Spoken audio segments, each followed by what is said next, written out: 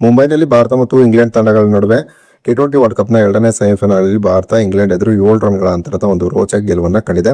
ಹಾಗಾದ್ರೆ ಭಾರತ ಮತ್ತು ಇಂಗ್ಲೆಂಡ್ ತಂಡಗಳ ನಡುವೆ ನಡೆದಂತ ಈ ಪಂದ್ಯ ಎಷ್ಟು ರೋಚಕವಾಗಿತ್ತು, ಹಾಗೆಯೇ ಕಡೆಯ ಓವರ್ನಲ್ಲಿ ನಡೆದಂತ ಹೈಡ್ರಾಮಾವೇನು ಎಂಬುದರ ಕಂಪ್ಲೀಟ್ ಡೀಟೇಲ್ಸ್ ಅನ್ನ ಈ ವಿಡಿಯೋದಲ್ಲಿ ನಾವು ನಿಮ್ಮ ಜೊತೆ ಶೇರ್ ಮಾಡಲಿದ್ದೇವೆ. ಈ ಸುದ್ದಿಯ ಡೀಟೇಲ್ಸ್ ಅನ್ನ ಕೊಡುವುದಕ್ಕಿಂತ ಮುಂಚೆ ನೀವು ಟೀಮ್ ಇಂಡಿಯಾದ ಅಭಿಮಾನಿಗಳಾಗಿದ್ದಲ್ಲಿ ಈ ವಿಡಿಯೋಕ್ಕೊಂದು ಲೈಕ್ ಮಾಡಿ.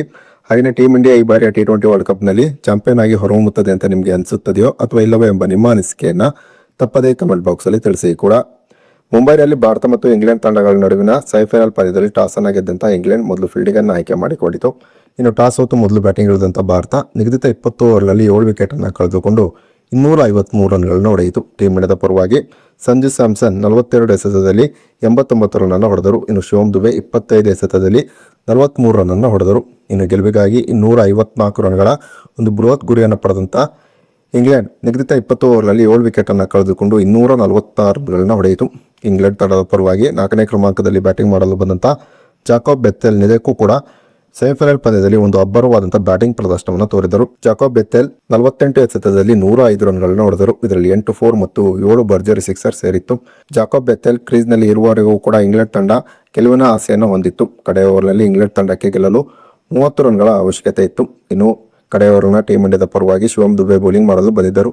ಶಿವಮ್ ದುಬೆ ಹಾಕಿದಂತಹ ಕಡೆ ಓವರ್ನ ಮೊದಲ ಎಸೆತದಲ್ಲಿ ಒಂದು ದೊಡ್ಡ ಹೊಡೆತಕ್ಕೆ ಜಾಕೋಬ್ ಬೆಥೆಲ್ ಕೈ ಹಾಕಿದರು. ಆದರೆ ಈ ಎಸೆತದಲ್ಲಿ ಜಾಕೋಬ್ ಬೆಥೆಲ್ ದೊಡ್ಡ ಹೊಡೆತವನ್ನು ಹೊಡೆಯಲು ಸಾಧ್ಯವಾಗಲಿಲ್ಲ.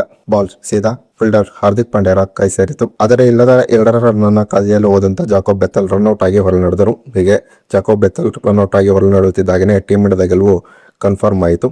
ಇಂಗ್ಲೆಂಡ್ ಎದುರು ನಡೆದಂತ ಸೆಮಿಫೈನಲ್ ಪಂದ್ಯದಲ್ಲಿ ಜಸ್ಪ್ರೀತ್ ಬುಮ್ರಾ ಟೀಮ್ ಇಂಡಿಯಾದ ಪರವಾಗಿ ನಿಜಕ್ಕೂ ಕೂಡ ಒಂದು ಅದ್ಭುತವಾದಂತಹ ಬೌಲಿಂಗ್ ದಾಳಿಯನ್ನು ನಡೆಸಿದರು. ಜಸ್ಪ್ರೀತ್ ಬುಮ್ರಾ 4 ಓವರ್ ಅನ್ನು ಮಾಡಿ 33 ರನ್ ನೀಡಿ 1 ವಿಕೆಟ್ ಅನ್ನು ಪಡೆದುಕೊಂಡರು. ಒಂದು ವೇಳೆ ಜಸ್ಪ್ರೀತ್ ಬುಮ್ರಾ ಈ ರೀತಿಯಾದಂತಹ ಬೌಲಿಂಗ್ ಪ್ರದರ್ಶನವನ್ನು ತೋರದೇ ಹೋಗಿದ್ದರೆ ಖಂಡಿತವಾಗಿಯೂ ಟೀಮ್ ಇಂಡಿಯಾ ಸೆಮಿಫೈನಲ್ ಅಲ್ಲಿ ಸೋಲುವ ಆತಂಕವಿತ್ತು.